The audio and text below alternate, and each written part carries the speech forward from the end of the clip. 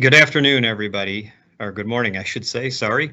It's Mike Quaranta. I'm president of the Delaware State Chamber of Commerce, and it is my pleasure to welcome you here today to our continuing series of informative first-person discussions about critical issues that are facing the business community as we all manage our way through COVID-19.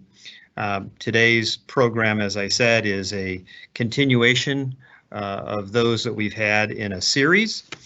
We've, in the past, welcomed our healthcare leaders from different hospitals.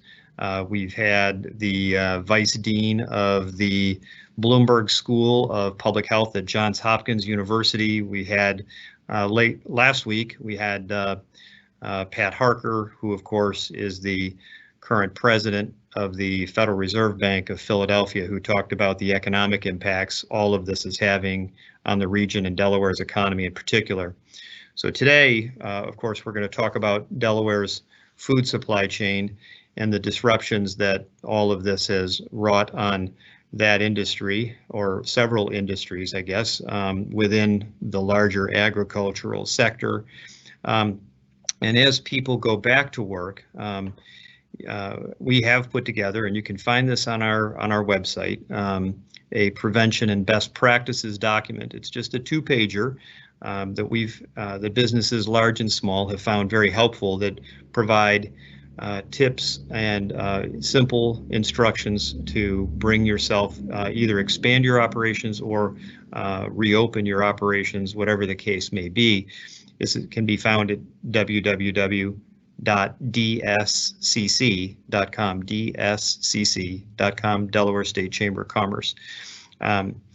So with that, let me also highlight for you real quickly that we've got a couple of other programs that we haven't got specific dates and times quite yet, but two events that are coming up that are in the works will be on contact tracing.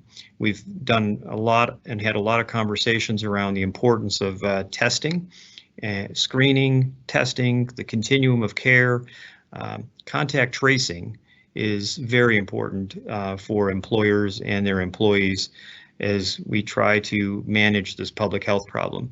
Contact tracing in its simplest form is, how do we alert the people that you've been in touch with, so they can be aware of themselves, perhaps quarantine themselves in order to ensure their safety and the safety of others around them. It's an important part of how we wrestle all of this to the ground. So that'll be one subject. The other is rethinking the workspace. You know, there are several businesses that have, whether it's C-suite offices or large employee populations that are in buildings that may have cubicle farms or people sitting in close proximity to one another. Some of that might be open for rethinking. So we're going to pull in some experts who are expert in, and frankly, all of that in the region and in the world, and ask them for some of their best ideas on floor plans and workplace settings as the situation unfolds. So let me turn this over now to our sponsor, Kathy Shelton from FMC Corporation. We couldn't do this and do any of these without the support of our members. We're grateful for FMC and their support of the Delaware State Chamber of Commerce. Kathy is Vice President at FMC Corporation. She's the Chief Technology Officer for the company. And Kathy, let me invite you to say a few words of welcome and thank you for your sponsorship. Thank you, Mike. It's really a pleasure to sponsor this event today, and I very much look forward to both the information and getting to hear directly from the speakers, their experiences, as well as their thoughts about the future. Just a few words about FMC, because we might not be terribly well known in Delaware. We are the 5th largest pure play agricultural sciences company in the world, and we are very fortunate to have our corporate research and development laboratories and facility on Elkton Road in Newark, Delaware. We have over 400 FMC employees who work there every day, and we have over 600 people that come to work there as a result of having contractors that come on a daily basis as well. We've done many things. We have many facilities. We're expanding the facility as well. We're building a state-of-the-art greenhouse in the facility, and that was recently announced last year as a big investment that FMC is making in the site. We're very proud of the fact that we both discover and develop brand new products for growers around the world to use. And at the Stein facility, we developed and discovered the #1 selling insecticide in the world today. So we are one of the fastest growing agricultural sciences company in the world right now. And one maybe trivia comment about our site as well is that we have 5 Mason-Dixon markers on the site, which have a lot of historical importance as well as a lot of interest from people to come and see those markers. We have tours of growers and of customers. We have a farm on site that we invite our growers and customers to come and actually see the products that we sell in real time. And so it's also a site that we can demonstrate and show what we do, not only in the laboratory, but in the field as well. So as I say many times, and I'll say it here to this collected group, we think that Delaware is a great place to work and a great place to live. And we thank the Chamber for their support of everything that we've tried to accomplish both locally and in our company. And I'll pass it back to you, Mike, for a really informative and thoughtful conversation today.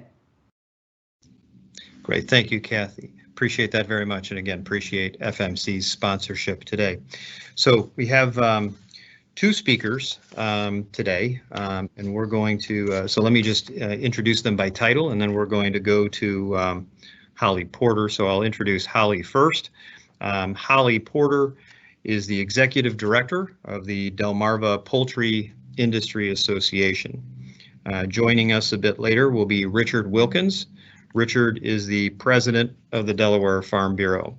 So without further ado, Holly, go ahead and take it from here.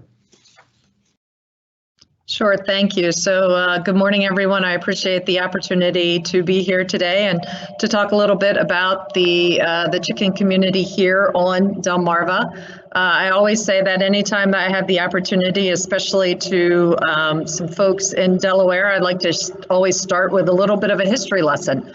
And the fact is that our meat chicken industry, as we know it today, actually got started right here in Delaware, in Ocean View, Delaware, when in 1923, Cecil Steele received 500 chicks instead of the 50 that she ordered. And rather than using them for eggs, she raised them to be about 2.5 pounds. It took her 18 weeks to do so, and she sold them for 62 cents per pound, which would be about $5 per pound today. So again, just a little bit of trivia. It's a very important to the heritage of Delmarva and to our chicken industry, as a matter of fact, as well, too. So our chicken community each year, DPI has been collecting for over 50 years stats from all of our companies. And in 2019, the Delmarva chicken community, which again is Delaware, the Eastern Shore of Maryland, and the Eastern Shore of Virginia, we processed over 609 million chickens in 2019, which equated to about 4.3 billion pounds of chicken, which is a lot of meals for folks. We did that with a little over 1,300 family farmers who are raising the chickens, and in Delaware we have about 650 of those. So nearly half of the farmers on Delmarva are in Delaware. Our chicken companies employ over 20,000 people across the Delmarva, and we spent over $1 billion on feed for the chickens. So that's corn, soybeans, wheat. And basically our GDP within 2019 was $3.5 billion, which is about the equivalent to Delaware's tourism GDP as well too. So again, very important business for us. In our Delmarva region, we have 5 companies that work here. Alan Harem Amick Farms, Mount Air Farms, Purdue Farms, and Tyson. So those are our chicken processing companies, are often called our integrators. And in Delaware alone, 6 out of 10 of our processing plants are located right here in Delaware. Delmarva's chicken community makes up about 70% of Delaware's cash farm income. In Maryland, that number is about 35%, and in Virginia and the Eastern Shore, it's 22%. So again, especially in Delaware, the chicken community is huge.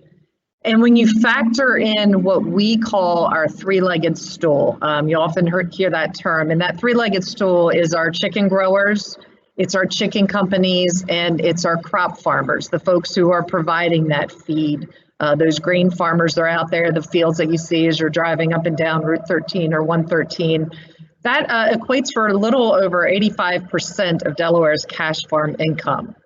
We talk about the three-legged stool because really all parts of that stool are important. If any one of those legs was to break, then the whole stool falls. And that very much is not only the ag economy within Delaware, but within our whole Delmarva as well.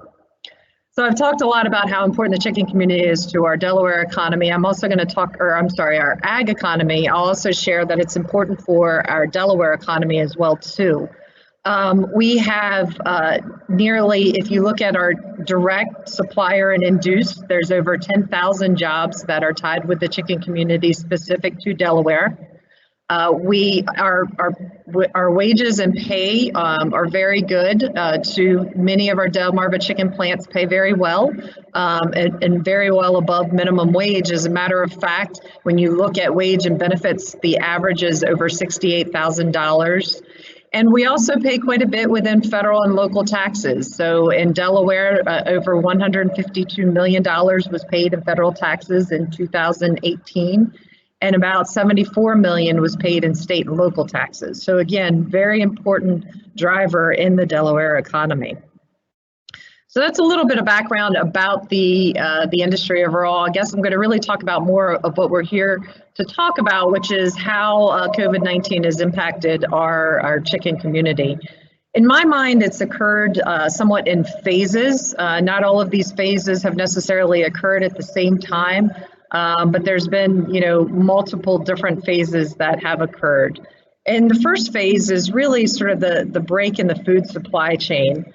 I will share, unfortunately, we weren't able to share this really cool presentation with the infographics that I have. We can look at those later, but really there are a lot of steps from point A to the chicken getting to your dinner plate.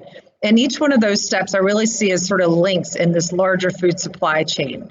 And if any one of those links were to break, then of course the system struggles. And our first link that really we started to see break was our marketplace. So almost overnight, food companies lost almost 50% of their marketplace across the US when restaurants, schools, and institutions closed down. Markets and investments for processing don't occur overnight. They occur over many, many years.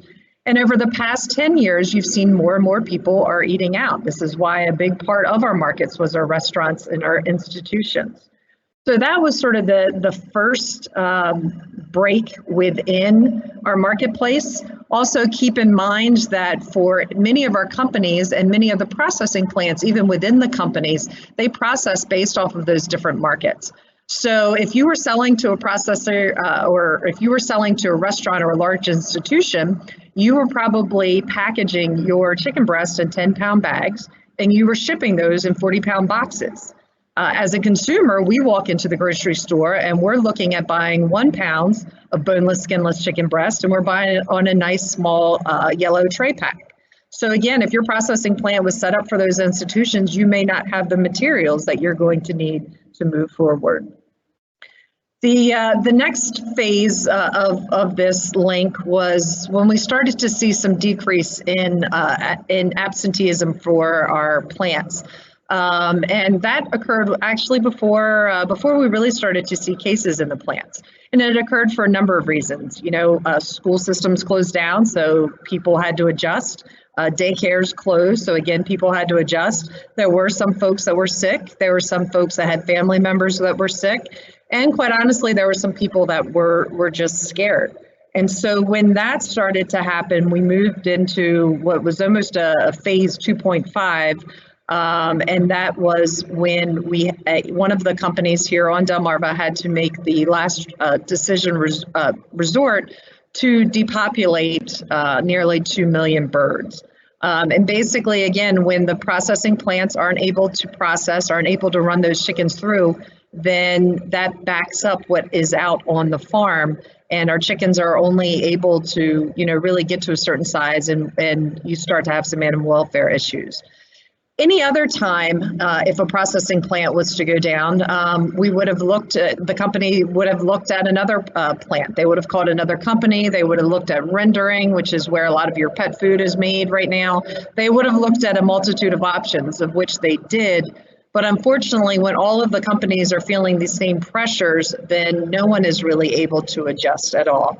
Now, in the meantime, all of the other companies have made a lot of adjustments, again, earlier on into the supply chain, whether it's at the hatchery, whether it's going back down to the market side. You've seen a lot of the food trucks, the tractor trailer sales. A lot of donations have been given. So all of our companies have made a lot of adjustments in between so that we would not have to have additional depopulation at this point in time.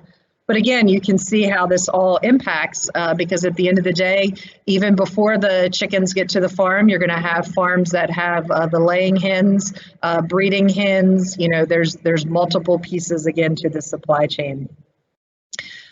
The third phase really started to occur for us, and it was a combination of things. We started to see some positive cases in the plants. Those were reported by the media around the end of March. We also were continuing to get additional CDC guidance for essential workers, and that's really what our companies was worked on or was basing things off of, was decisions made by CDC. And we were seeing some additional practices that were going into our plants. So back early, really around late March, we really started to increase additional cleaning and sanitation. There was, increased frequency of hand washing. There's requirements for face masks to be used, face shields to be used. There was an increased need for social distancing within break rooms or cafeterias. As well as they tried to do the social distancing on our production lines. Where those weren't possible, there was installation of plastic dividers between the workstations to try to keep that separation of people.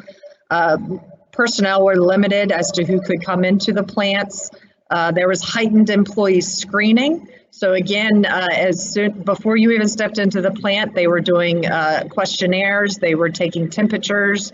If your temperature was above a certain reading, then you were right away sent to the wellness center or you were sent home and suggest to get testing.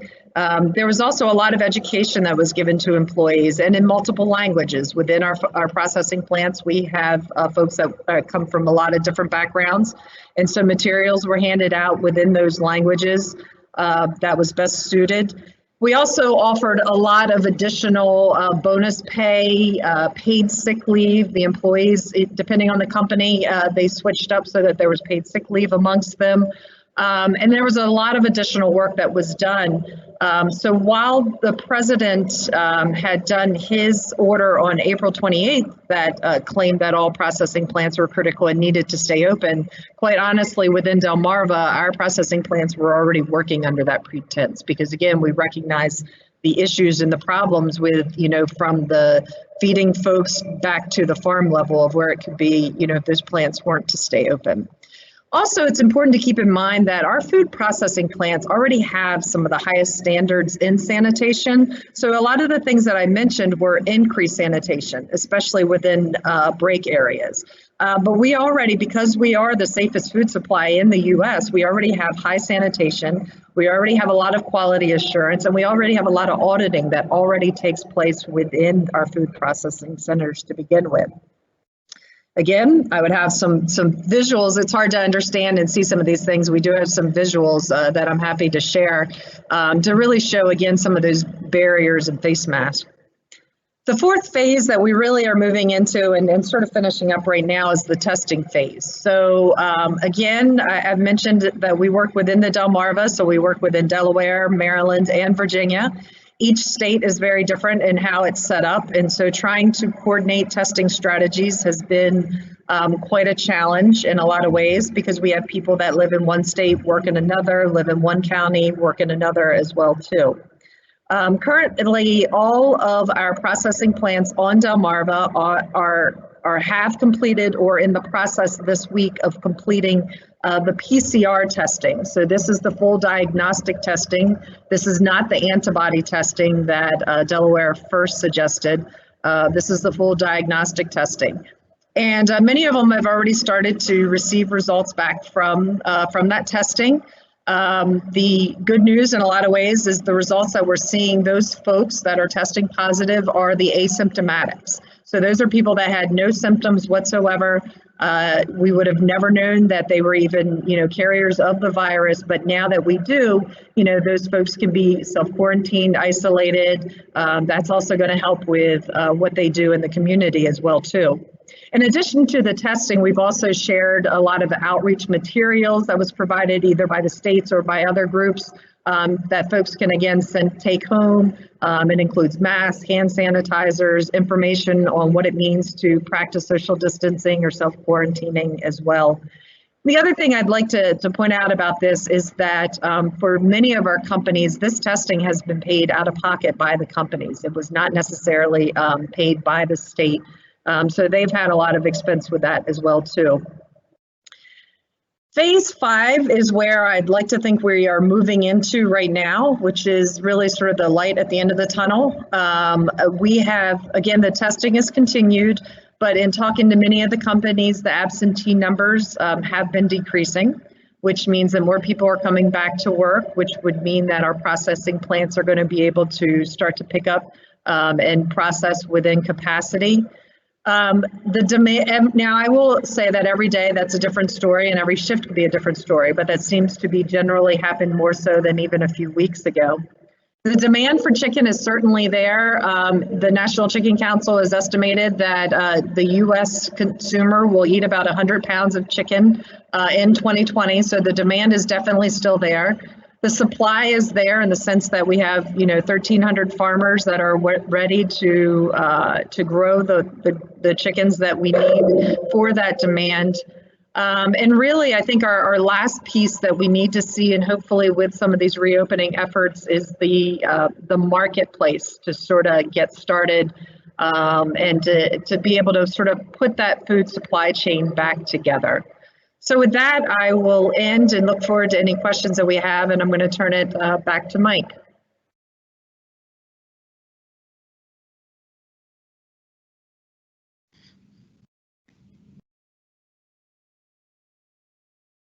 Great. Thank you very much, Holly. That was great.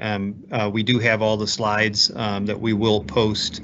I apologize to everybody. We've had some technical difficulties. I've got Richard Wilkins on my phone, and I'm going to attempt to put Richard on the phone or next to my computer to see if we can pick up his voice, and we're going to give this a shot, and then if that works, we'll let Richard go through his remarks. Richard is the president of the Delaware Farm Bureau. He's someone I've been acquainted with for almost 20 years, and Richard, why don't you go ahead and take it. Thank you, Mike, and good morning to you and the attendees. It's an honor to be on this webinar for the Delaware State Chamber of Commerce. So Delaware agriculture has an extremely long and enduring history, beginning back prior to the Revolutionary War. We had a lot of flour mills set up along the Brandywine River, large producers of winter wheat. And we're proud of the fact that Delaware helped to feed the Continental Army as we fought for our independence from Great Britain. Over the centuries and decades, Delaware agriculture has gone through many transitions, with different types of agriculture as being the dominant and most important. We were the birth of vegetable canning industry here in Delaware. We had a very vibrant orchard industry until a pathogen wiped out all the peach trees back in the previous century. And then currently we've transitioned to where poultry, broiler poultry production is the dominant portion of our agriculture, but not the only agriculture in Delaware. You know, we also still have a very extensive fruit and vegetable production industry, and of course row crop farming. The row crops, the corn and soybean crops, are primarily grown to provide the feedstuffs for the broiler chickens. That has developed into specialized farms. But as I said, we also have the fruit and vegetable industry, and that's sort of two sectors there within itself. One being a very vibrant processing vegetable industry where are grown, machine planted, machine harvested, and going through a processing industry to become frozen foods and canned foods to be distributed all over the eastern United States. And then also fresh fruit and vegetables, where they're sold either through the retail distribution, supermarket chains, or at farmers markets or on-farm markets. The COVID-19 situation has surely caused disruptions, not just to Delaware agriculture, but to the entire country's agricultural systems. You know, our agricultural system, our system of food production, packaging, processing, and distribution has evolved according to what consumers were demanding and what they were telling us in the marketplace that they desired and they wanted. You know, since World War II, this has been a steady transition towards Americans that eat more meals away from home than they eat at home. And so the industry had transformed itself to provide food packaged in the way for those food service institutions and restaurants to be able to deliver the food the way that the consumers wanted it. Consumers also were desiring more ready-to-eat, already prepared meals that all they had to do was heat up to be able to serve to their families. And this is so the COVID-19 situation with the disruption of restaurants being closed, food service institutions no longer delivering food, that has caused a huge and a dramatic hiccup in our system. You know, we had developed infrastructure to deliver food in the way that the consumers had wanted it, and now that kind of got turned upside down with the amount of infrastructure that was in place to package for food service, and the inability for us to be able to be nimble enough to be able to redirect that to the supermarket and the retail chains. But we did, you know, working through Delaware Farm Bureau, working through the American Farm Bureau Federation, our national organization, we were very quick back in the beginning of March to ask the executive branch of our government to make the necessary changes to allow for foods that had already been packaged or foods that could continue to be packaged for the food service institutions to be able to make their way through the retail and supermarket distribution channels. It was, I have to say that in my opinion, I think that we in the marketplace and the government were able to allow for that to happen. However, it seemed like there was difficulty within the distribution channels to be able to make that happen quickly enough. And thus, that's the reason why we had some spot shortages at the retail level of some of the foodstuffs. This is a very trying time, and I can tell you that as As a trained agricultural economist, it's very difficult and frustrating to me that at the same time that we have shortages of food at the consumer level and price inflation on some of the foodstuffs at the consumer level, farmers are being paid less for what they're producing. And that's just a extremely frustrating and challenging situation to me. When a farmer has to either destroy a crop that's ready to harvest because there is no marketplace for it, when a farmer has to depopulate animals that are ready to go to market, or especially in the case of cattle. America's cattle industry is primarily still raised by independent ranchers. And when the ranchers have cattle that are ready to go to market, but no market to send them to, and the marketplace says, well, we're going to pay you 40 cents a pound less for your cattle this week because we really don't want them. But then at the same time, they raise the wholesale price of boxed beef. There seems to be something strange and unusual in that situation. Hopefully that will be worked out and resolved as we start to get better attendance of workers at the processing plants. Here in Delaware, we've also been trying to be proactive at looking ahead to our summertime harvest of the fresh fruits and vegetables. Most of that harvest is dependent upon seasonal and migrant farm workers that work to harvest along the eastern seaboard, moving from one region to another region as the labor needs are greatest. And we're cautiously optimistic that by the time our fruit and vegetable crops will be ready to harvest this summer, that labor force will have already been able to adapt to the COVID-19 situation, and that we won't have any disruptions in the availability of that labor. However, we are establishing some guidelines to help both the workers to be able to be better protected, and the farmers that are dependent upon this labor to be able to be prepared if there is disruptions caused by epidemic proportions of contagions within that workforce. Farmers markets, we're very happy that Governor Carney has decided to allow farmers markets to open. That's an important marketplace for many of our farmers in here in Delaware.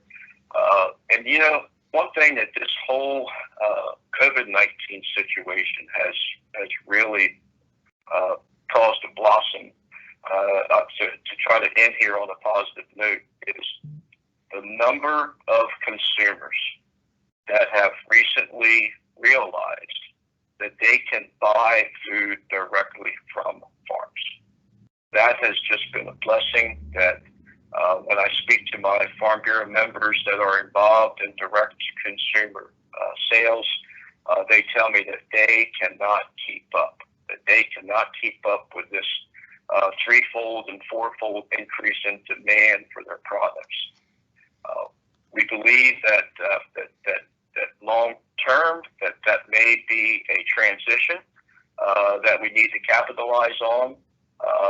We're hoping that at the state and regional and federal levels that lessons learned from the COVID-19 situation will allow us to put in place systems in our food distribution that allow for more resiliency, that allow us to be able to be more nimble. That's something that we at Delaware Farm Bureau plan to work upon over the next few years to help us to be better able to adapt the next time that something like this occurs. Thank you, Mike. I'll turn it back over to you. That's great. Thank you, Richard. Again, I apologize to everybody. We're having some technical challenges, but we're gonna muscle through this. So Holly, I'm gonna ask you the next question, and that is, and you've addressed this in part in your opening comments about absenteeism at the different growers and producers related to the illness. So how do the rates of illness that we're seeing and experiencing in Sussex County compared to places maybe in the Shenandoah Valley of Virginia or North Carolina? I think I have an understanding of the differences and the reasons why, but I'd like to hear your take on that. Sure. So we the numbers, and we don't have exact numbers from the processing plants. I'm not sure that public health is sharing that, but what we're hearing anecdotally, we do know down on the Eastern Shore of Virginia, it was posted that between those two plants, once the testing had occurred, it was at about I think it was 17 to 18% that were coming back as positive. Now, of course, those were the testing numbers. So again, those are the asymptomatic cases that we're hearing about. Here in Delaware, the numbers, the percentages have actually been lower than that. The percentages have also been lower than what you're seeing out in the Midwest. There have been numbers about, especially at pork processing plants or beef processing plants, where it's been closer to almost 50% of the employees that have been testing positive. So we are not seeing those numbers anywhere near to that extreme. And we're also not quite seeing the numbers the same as what the testing was showing on the Eastern Shore of Virginia. So, you know, again, we don't have the exact numbers, but I would say that, again, we're not seeing quite the extreme percentages that we're seeing in other parts of the country at this point in time, thankfully. Great, thank you. Richard, let me go back to you for a moment. So I know that when you and I spoke with David from the Delaware Fruit and Vegetable Growers Association, we had talked earlier about some decisions that farmers were going to have to make. They were observing the experience in other states to see whether or not they were going to plant this year, because they were worried, justifiably so, that they may not have the labor to help at harvest time, and they'd prefer to obviously avoid a doubling of the problem, investing in all the inputs, planting, and then not having the help necessary to help them at harvest time. What's the update, or what's the view of all of that presently, please? Sure. So good question, Mike. So looking at the frozen food and canned foods sector of fruit and vegetable, there's actually been a really nice increase in the demand for frozen and canned vegetables. The return of consumers to their supermarkets and retail purchasing, rather than consuming foods away from home, has really helped to, let's say, empty the warehouses and empty the freezer lockers of a lot of frozen and canned vegetables. So the processors are actually wanting some additional acres this year. Believe it or not, the restraint or the constraint that they are having is the packaging materials, the cans and some of the frozen food bags that are needed to be able to actually package the product into. But they believe that by the time that those vegetables are ready for pack out, that they will be able to solve that situation. Now, looking at the fresh marketplace, for example, watermelons. Delaware is a very important producer of watermelons for that late summertime market. Those growers are cautiously optimistic. They don't seem to be curtailing their plannings. Once you've invested in infrastructure for that specialty type of crop, they're going to plant, and they're cautiously optimistic that with the guidelines and practices that we have drafted, that they will be able to protect that workforce, and it will be available here at the time it's needed.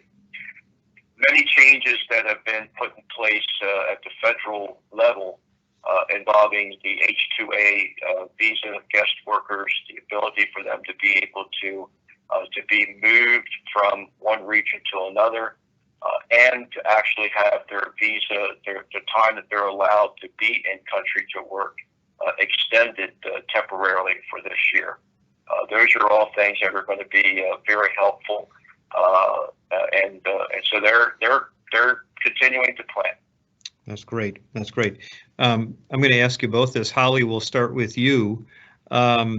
So, given the disruptions and with the employee population and the challenges that has brought, both with growers and integrators or processors, and then similarly, we'll go to Richard after your answer. When would you say that some of the supply chain issues will sort out, and when will things kind of go back to normal, if you will? Right now, I know that when I visit a grocery store, there's precious little chicken on the shelves, and what is there, if you don't get it when they put it out, you're not going to get it. And this is going to be an issue as more people return to the workplace, as restaurants reopen and things like that. What are your thoughts about when all this starts to maybe even out? Well, Mike, I wish I had that crystal ball to make that prediction, because you and my family members are asking the same question, I think, right now. But again, I think that I think it's going to be sort of a slow process. Again, there's many pieces to this supply chain. So, the distribution side, the warehousing, the processing itself. So, what the plants are doing, how much they're able to run through. I think there's multiple pieces to that. So I'm not sure there's really an easy answer. Again, I think that with the decrease in absenteeism that we're starting to see, those are great signs for our processing plants, meaning that we'll be able to continue to run chicken through those plants. I think the other big piece of this too, quite honestly, though, comes down to the marketplace as well. So, again, if a processing plant may be able to run, and that's great, but again, if their markets was more specific to the restaurants or the institutions, you're still not necessarily going to see that those folks are going to adjust and make the infrastructure changes that would be required to necessarily put that chicken now onto a tray pack and get it. So what that means are the plants that are doing that, those are the ones that we'll need to see, stepping up a little bit more and getting that out there, as well as, again, the distribution side. How do we make sure that it's getting to the grocery stores? I think that's not an easy answer. I'd like to think, as I said I think there's some light at the end of the tunnel, and I think the hopes is within the next couple of months we would start to see that, especially for chicken. I know there's been a lot of predictions about the empty stores shelves continuing into the summer for pork and beef, which I could very much see possibly happening, even with just the few weeks that we did have processing plants out in the Midwest that were shut down.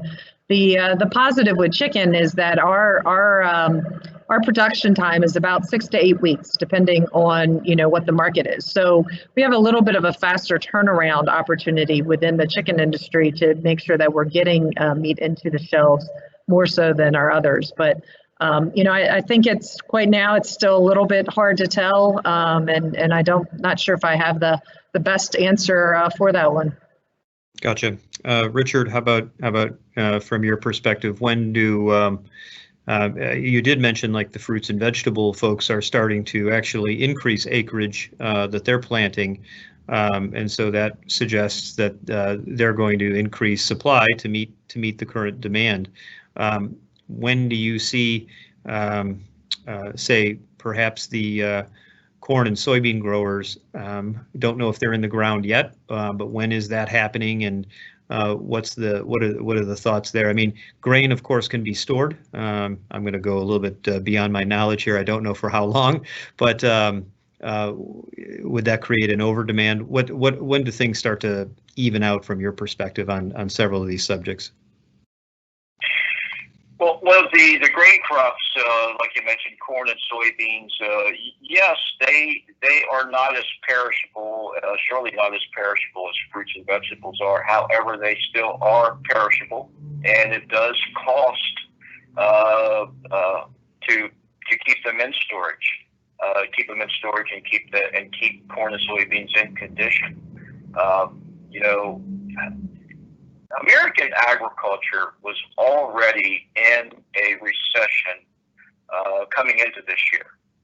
We've been in a recessionary pattern since about 2014, and of course, agriculture produces commodities.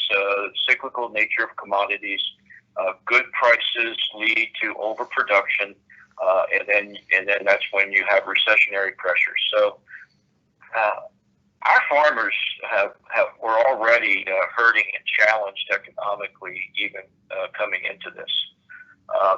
As far as what's going on in Delaware, corn acres, many farmers have recently decided to cut back on the number of acres of corn that they planted this year. We've seen a much more substantial decline in the price just since early March, when the COVID-19 pandemic presented itself. We've seen about a 20 to 25% decline in the price of corn. However, soybeans have had less than about a 10% decline in price. So many farmers here in Delaware have recently decided to switch some of their acres that they had intended for corn over to soybeans. We also have a blessing here on the East Coast that we have many deep sea ports up and down the Atlantic seaboard where we can actually export soybeans.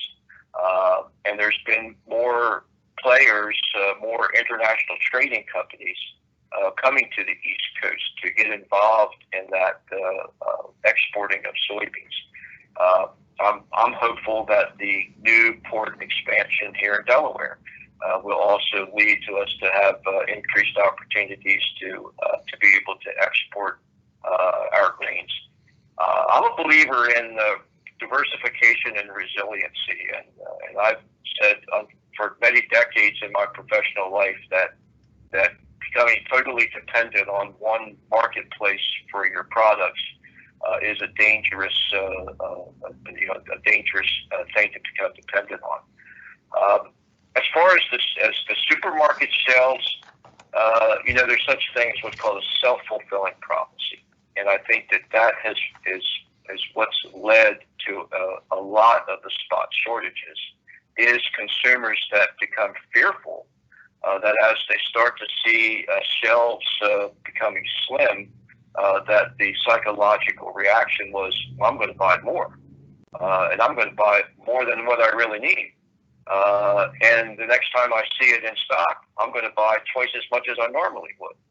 And that's what's causing a lot of these spot shortages is the self-fulfilling prophecy of panic buying. And I think that once some of these consumers run out of pantry space, that shelves will be able to become fully restocked again. Got it.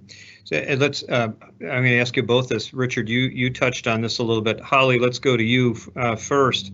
Carla Stone with the World Trade Center asks, what challenges are Delaware companies facing in exporting their agricultural products right now? So actually, within our chicken industry here within the Delmarva, the majority of ours actually stays here domestically. So that's only about a little less than 10% of our marketplace that actually is exported. That generally has been the dark meat or the chicken paws or the chicken feet. The majority of our area is what we call fresh market. So it stays within the northeastern. We're within several hours of millions of people. So most of ours is actually headed towards New York, to Boston, DC, Philadelphia. And so we have not had quite the impact on the export side of things here in Delmarva. Again, it's also part of the reason why a big part of our impact has been based around the marketplaces such as institutions and restaurants. Because again, if you think about this Northeast region, that's where a lot of businesses as well too, in addition to the grocery store side. So here within the Delmarva chicken community, we're not having quite the impacts that probably other areas would likely be having. Gotcha.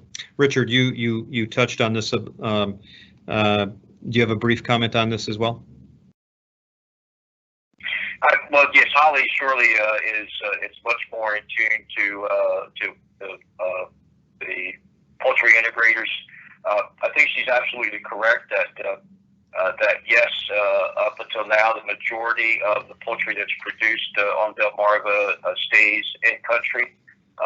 But I'm optimistic that when we get through this, that we can build upon our efficiencies at being good broiler producers, and again, mentioning the port expansion, that there could be opportunities for us to tap into that growing global demand for affordable animal protein, and being able to export more broiler meat through refrigerated containers out of the Port of Wilmington would be a worthy idea and venture for us to explore.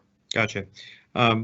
Holly, first to you, then back to Richard. So I know that having been on a tour or two myself of processing facilities, the USDA has employees that they go there every day. That's their job. Can you talk a little bit about food safety? You touched a little bit about this before, but there are certain equipment, PPE, things that people were wearing in advance of all this because they're handling fresh meat.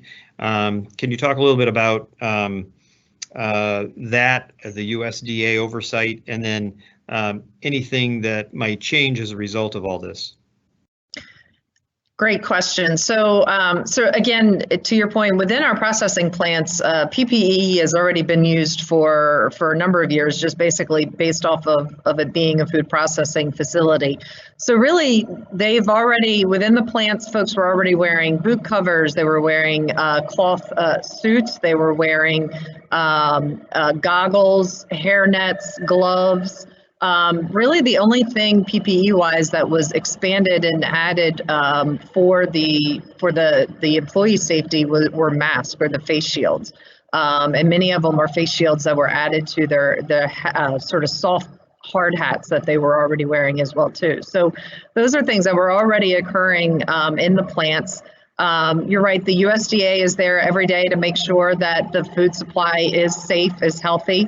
As I mentioned, we also had CDC, folks from CDC that ventured into our plants the beginning of May. And we also have had folks from state public health that have come into our plants to look at more of the employee safety aspect. So USDA is really there to look at the poultry, the meat safety, and these folks were looking at the employee safety. And as I said, there was very few comments or feedback that was given. The plants had already really adjusted and made a lot of changes and steps to make sure that employees continued to be safe even through COVID already. I would also say too that when you look at PPE, our growers have also been utilizing PPE for a number of years. I like to say that we were doing social distancing before it was called that. We call it biosecurity. And the main reason why is really for the safety and the health and the welfare of our birds. We always were limiting the folks that could come onto farms. When people were on farms, they were wearing protective gear, not so much for the people that were going into the farm, but for the protection and the health of the birds. So again, a lot of Tyvek suits, boot covers, masks that would be used as well too. So a lot of those were already in place to begin with. I think the question of what's to change, that's a great question that's really been coming up in the past week as we've sort of moved forward. I think that in talking with the companies that a lot of these practices are here to stay. In a lot of ways, the companies have already, invested the funds and invested the money into the infrastructure, whether, again, that's the barriers that are in between employees that are on the lines, whether that's additional face masks, face shields that goes onto the hard hats, the temperature scanning, some of those stations have been invested, they already have.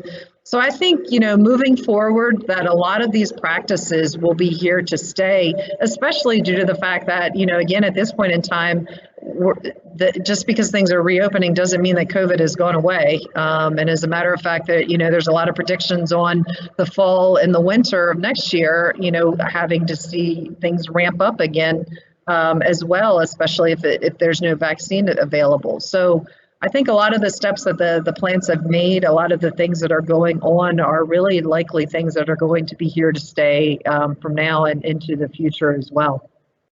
Thank you. Richard, we only have another minute or two. Any thoughts about oversight from federal or state regulators in a nod to consumer safety? What are some of the current practices? What are some of the things you think that are coming in the future, maybe as a result of all this, from folks that grow fruits, vegetables, crops, etc.? Well, good question, Mike.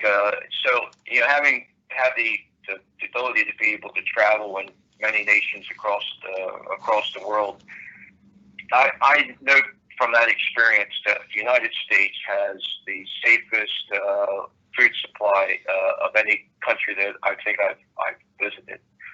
We have a lot of Food Safety Modernization Act regulations that are in place now to require conditions that keep food sanitary. One thing I want to mention before our time is up here is that here in Delaware, we only have one USDA inspected facility where farmers can take their pigs or their cattle or their sheep or their goats to have harvested. We even before this, we were in very dire need of more facilities or expansion of the existing facility to be able to facilitate more movement of animal protein directly from the farms to consumers that want to purchase locally. I'm hoping that this realization of the need for more resiliency and the need for us to be able to be more nimble allows us to be able to incentivize and promote. What I really want to see is planning and zoning regulators saying, how can we help this to happen, rather than using a code book to say, oh, this is the reason why you can't do it. So I'm hoping that we can work in that effort over the next year or two to make that happen. Great, thank you. Well, let me thank Kathy Shelton and my friend Patty Adcock at FMC for their support and their sponsorship today for this program. Again, I apologize, we had some technical challenges here today, but we got through this. Holly, I'm going to give you maybe 15 seconds to add any last comments you want to make, and then Richard, any last comments, if you guys could keep it to just 15-20 seconds. Anything you heard or anything you want to add before we close today? So thank you, Mike. I think really the only thing I want to add is to continue to say thank you. And that's thank you to all of our processing employees. Thank you to all of our growers. Thank you really to the unsung heroes out there, which is the folks within our agriculture markets, within our processing companies that are really continuing to keep food on the plate for all of us as consumers. Again, I absolutely appreciate everything that our medics and folks, the physicians are doing on the front lines, but I think we have a lot of unsung heroes out there, and I just, again, want to thank them for all that they've been doing and will continue to do to make sure that we as a society continue to be fed. Great, thank you. That was Holly Porter with the Delmarva Poultry Industry Association. Richard Wilkins, President of the Delaware Farm Bureau. Final comment, final thought? Well, thank you, Mike. And I've seen over the last decade or a little bit longer a growing interest in America's consumers and wanting to know more about how food makes it from the farmers' fields to their plate. And I think that if there's a silver lining in this COVID-19 cloud, is that this has even brought more realization to consumers about how crucial it is and how important the resiliency of a food supply system is. I hope that we can continue to build upon that. And one thing that we've learned from this is that farmers and farm workers are truly essential businesses, essential workers, and we've still been, throughout this all, we've still been hard at work. And I would encourage the listeners and viewers to do the hashtag still farming, and you'll see stories of how America's farmers and Delaware farmers have continued to be on the job throughout this pandemic. That's great. Well, thank you, Richard. I want to thank everybody. I want to also remind everybody that you'll be able to find all of the terrific slides that both Holly and Richard provided to us. You'll be able to find those. They'll be loaded up later today, and you'll be able to take a look at a lot of really good information. Download those for whatever purposes that you need. This was an on-the-record conversation with Holly Porter and with Richard Wilkins. I'm Mike Quaranta, President of the Delaware State Chamber of Commerce, and I want to thank FMC for their leadership in the community and their sponsorship again today, and thank everybody who was listening in today. So be safe out there, and thank you very much.